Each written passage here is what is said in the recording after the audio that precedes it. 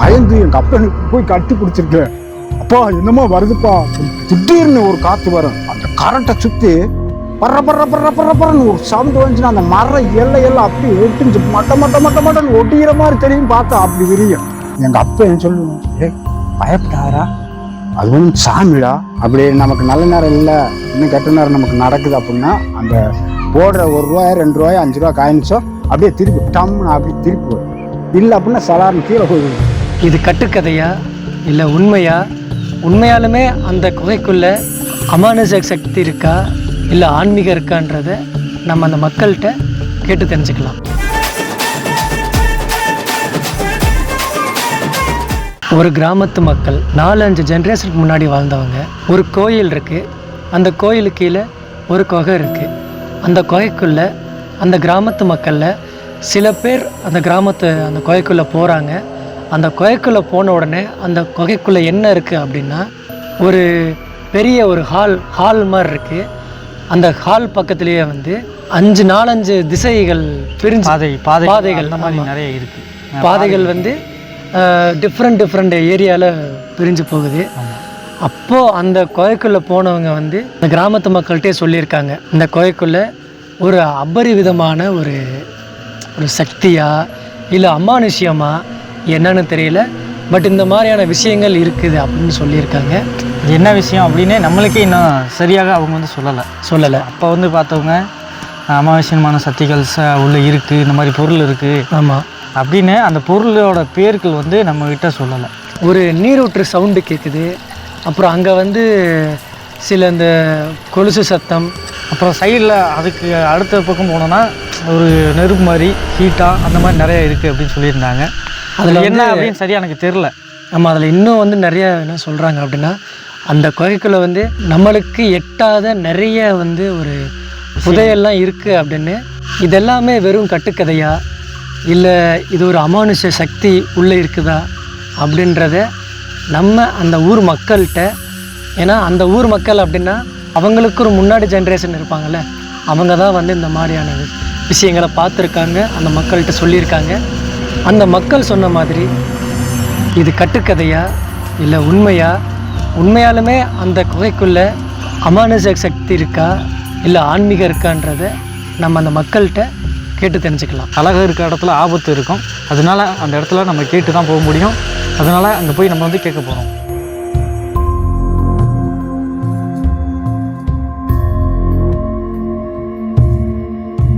அந்த கோயிலுடைய பேர் வந்து வேப்பர்நாதன் கோயில்.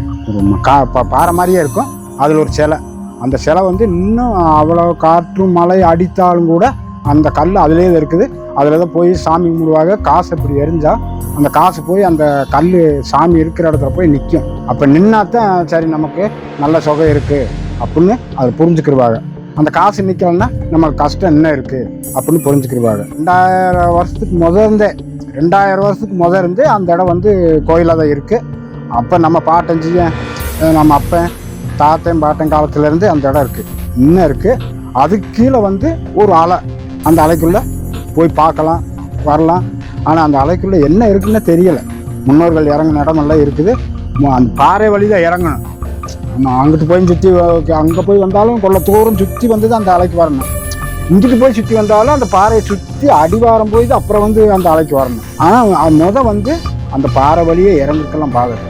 அதில் இறங்கி போய் தான் பார்ப்பாங்க. நம்ம ஆளுங்க வந்து அந்த பாறை வழி தானே இறங்குவாங்க, பூசாமல் இறங்குவாங்க அந்த காலத்தில். எதுக்கு இவ்வளோ தூரம் போய் சுற்றி வரணும், நம்ம இங்கேனே இறங்கி போய் பார்ப்போம். அவ்வளோ சக்தியான கோயில் அந்த காலத்துலேயே, நல்ல சக்தியான தெய்வம். அதனால் அந்த காலம் வந்து அது பால் கறந்தா எங்கே இருந்தாலும் பால் கொண்டு வந்து அந்த மேப்பர்நாதன் கோயிலுக்கு ஊற்றுவாங்க. இந்த பசு மாடு வச்சுருக்காங்கல்ல, அவங்கெல்லாம் வந்து பால் கறந்தா அந்த மேப்பர்நாதன் கோயிலுக்கு நேர்த்தி கடை வச்சுருப்பாங்க. ஆமாம், உள்ளே போயிட்டு இப்படி பிட்டா சந்தா இப்படி ஒவ்வொரு குகை மாதிரி, ஒரு ஆள் போகிறது மாதிரி, ஒரு ஆள் படுத்து போகிறது மாதிரி, ஒரு பக்கம் ஒரு ஆள் படுத்து போகிறது மாதிரி ஒரு சொந்தம் இருக்குது. ஒரு பக்கம் போனால் ஒரு ஆளே நடந்து போகலாம். இங்கேருந்து நம்ம அந்த அக்கா அவங்க போகிற இடம் இவ்வளோ தூரத்துக்கு நடந்தே போகலாம், உள்ளே போகலாம். நம்ம அப்படி வந்து 4-5 வழி இருக்குது. உள்ளே போனோம்னா 4-5 வழிகள் பிரியுது உள்ளே. ஆனால் லாஸ்ட் வேலை நம்ம போகலை, பகுதி வேலை போய் பார்த்துட்டு அதோட வந்துடுவாங்க. பெரிய ஆளுகளாக இருந்தாலும் அந்த பகுதி வேலையும் தான் போவாங்க, அப்புறம் திரும்பி வந்துடுவாங்க. சுத்தபத்தமாக தான் அந்த இடத்துக்கெல்லாம் போகணும். இல்லைன்னா வந்து நமக்கு ஆபத்து தான். சுத்தமாக கிளியராக நம்ம மனசில் கெட்டன்னு இல்லாமல் போகணும், பார்க்கணும், வரணும். இல்லைன்னா நமக்கு ஆபத்து தான். ஒரு காசு கேசு ஒரு ரூபா 5 ரூபா காணிக்க போட்டு வருது. இது 2 போட்டு அப்படி சக்குன்னு நிற்கும். ஒவ்வொருத்தர்களுக்கு வந்து அந்த விழுந்துட்டு அந்த காசு வந்து எட்டி கீழே வந்துடும், தெரிச்சு வந்துடும். திருப்பி நம்ம நின்றுக்கிற பாறைக்கே திருப்பி தெரிச்சு வரும். நமக்கு நல்ல நேரம் நல்ல டைம்கள் இருந்தால் அந்த காட்சி சக்குன்னு அப்படியே நிற்கும். அப்படி நமக்கு நல்ல நேரம் இல்லை, இன்னும் கெட்ட நேரம் நமக்கு நடக்குது அப்படின்னா அந்த போடுற 1 ரூபாயோ 2 ரூபாயோ 5 ரூபா காயினிச்சோ அப்படியே திருப்பி டம்னு அப்படி திருப்பி வரும். இல்லை அப்படின்னா சலார்னு கீழே போய் விழுந்து அதில் நிற்கணும். அந்த மாதிரியே அந்த காலத்துலேருந்தே போட்டு அந்த பரிசோதனையெல்லாம் பார்த்துருக்காங்க. இன்றைக்கும் அது இருக்குது. இப்போ அந்த இதெல்லாம் மாறி இருக்குது கொஞ்சம். அப்போ நாங்கள் பார்க்குற காலத்தில் வந்து இரவு ஆயிடுச்சுன்னா அந்த இடத்துலேருந்து ஒரு வெளிச்சம், அந்த சாமி கோயில் இருக்குல்ல, வேப்பநாதன் கோயில், அந்த இடத்துலேருந்து ஒரு வெளிச்சம், ஒரு நிலாவை மாதிரி அப்படியே வந்து அப்படி வந்து போயிட்டு திருப்பி போய் அங்கே நிற்கும். அப்படியே ஐயப்பன் கோயிலில் வந்து நம்ம சோதி பார்க்க போய் பார்க்குறோம் பார்த்தீங்களா, அது மாதிரியே அந்த வேப்பநாதன் கோயிலில் ஒரு ஒளி அப்படியே போயிட்டு அப்படியே பெரிய ஒளியை வந்து அப்படியே நிற்கும், அப்படியே மறையும். அப்போ அதுவும் இருந்துச்சு. அப்போ என்ன செய்யணும், மற்றது இன்னொன்று என்ன செய்யுங்களா, அந்த ஒரு சவுண்டு ஒரு மணி 12 மணி விடியற்காலம் 5 மணி இந்த இடத்துல வந்து ஒரு காற்று மாதிரி வரும். பற பற பற பற பற பற பற பறன்னு இந்த தோல் சவுண்டு இழுப்போம் பார்த்தீங்களா, தகர அந்த தோலில் இழுப்போம் பார்த்தீங்களா, அந்த மாதிரி ஒரு சவுண்டு அப்படியே அடிச்சு நொறுக்கி மர மட்டையில் நொறுக்கிட்டு ஒரு காற்று. இன்னைக்கு அது இருக்குது, இன்னைக்கு இருக்குது.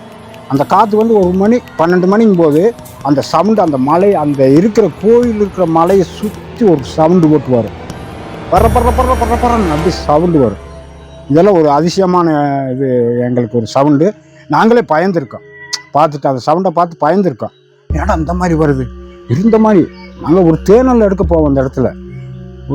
ஒரு மணி 2 மணிக்கு இந்த தேன் எடுக்க போய் பார்த்துருக்கோம். திடீர்னு ஒரு காற்று வரும். அப்போ வந்து அது பூரா ஈச்ச மரம் இதுக்கெல்லாம் புதராதான் இருந்துச்சு. அந்த கரண்ட்டை சுற்றி பற பற பற பற பறன்னு ஒரு சவுண்டு வந்துச்சுன்னா அந்த மரம் எல்லையெல்லாம் அப்படி ஒட்டிஞ்சு மட்ட மட்ட மட்ட மட்டன்னு ஒட்டிக்கிற மாதிரி தெரியும், பார்த்தா அப்படி விரியும். அந்த மாதிரி நிகழ்ச்சியெல்லாம் அந்த இடத்துல இருந்துச்சு தம்பி. உண்மையிலேயே நான் நேச்சுரை பார்த்ததுனால சொல்கிறேன். ரொம்ப நம்மளே பயக்கக்கூடிய நிகழ்ச்சியெல்லாம் நடக்கும் அந்த இடத்துல. அதுக்கு பேர் என்னமோ ஒரு சாமின்னு சொல்லுவாங்க. அந்த பக்கம் இருந்து இங்கே வர்றது ஏன்னா தோல் வர சாமின்னு என்னமோ சொல்லுவாங்க. அது அங்கேருந்து அந்த தோல் இழுத்து வருமா, அந்த மாதிரி காற்று அந்த மாதிரி அடிக்கும். அடிச்சு பட்ட பட்ட தர்றப்புறன்னு நம்ம தரையில் தகரத்தை இழுத்த எப்படி சவுண்டு கேட்கும், அந்த மாதிரி மேலே கேட்டுக்கிட்டு வரும். மரத்துக்கு மேலே மரமெல்லாம் அப்படி அப்படியே சொல்லணும். நான்லாம் மிரண்டு இருக்கிறேன். எங்கள் அப்பா என்ன சொல்லுவேன், பயப்படாரா, அது வந்து சாமிடா அப்படின்னு சொல்லுவார். இன்னைக்கு அந்த காற்று பிறப்பிட்டு வர்ற இடத்துல இருக்கிற மரம் நம்ம ஆளுக்கு அங்கே இருந்தது ஒரு 10 குடும்பம். அதுக்கு பேர் சிட்டங்காடுன்னு பேர். அந்த சிட்டங்காட்டு பக்கத்தில் பெரிய படர்ந்த மரம் இன்னும் இருக்குது. அந்த காலத்தில் உள்ள மரம் இன்னும் இருக்குது. அந்த மரமெல்லாம் பட்டு போகலை, இன்னும் பசேன்றது அந்த மரம் இருக்குது. அது கீழே தான் நம்ம ஆளுக்கு வந்து ஒரு 5 குடும்பம் நம்ம ஆளுங்க குடியிருந்தாங்க, நம்ம ஆளுங்க இருந்தாங்க. அதுலேருந்து அந்த காற்று போகும். அவங்க சொல்லுவாங்க, இது தோல் வர சாமிடா, அந்த வரையில் இப்படிதான்டா போகும். அப்புறம் அங்கேருந்தே அந்த மலை தொடர்ச்சியாக இருக்கு. அந்த கோயிலுக்கும் அந்த மலைக்கும் நம்ம இருந்த ஆளுங்க இருந்த ஊருக்கும் தொடர்ச்சியாக இருக்கு அந்த மலை. அங்கேருந்தே சவுண்டு கேட்டு இந்த கோயிலுக்கு வந்துட்டு திரும்பி அதே சவுண்டு திரும்பி அந்த இடத்து வரையில் வரும். ஆமாம், நான்லாம் மிரண்டிருக்கிறேன், பயந்து எங்கள் அப்பனை போய் கட்டி பிடிச்சிருக்கிறேன். அப்பா என்னமோ வருதுப்பா.